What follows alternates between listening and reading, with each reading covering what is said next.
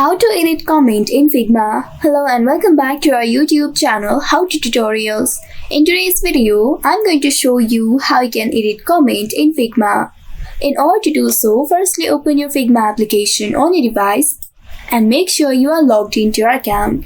Once logged in, you will land on this home page. Now from here, choose the design where you'd like to edit the comment. Simply double click on it in order to open it. Once you open it, you will be taken to the canvas page. Here, wait until the interface loads. And once it loads, you will be able to see this interface on your screen. Now here, locate the comment you would like to edit. If you are not able to see the comment here, you may also click on this comment icon from the toolbar at the very bottom, or simply press on C key from your keyboard in order to open it. Once after doing that, at the right side, you will be able to see the list of comments. Now from here, find the one that you would like to edit. Once you get it, simply click on it, and then you will be able to see your comment. Click on the three dots icon at the right side of that specific comment. Once doing that, here you'll be able to locate the edit button. Simply click on it. Now here you can modify the text, add emojis, mention people, add pictures as per your preference. And once after doing that, click on the save button right here.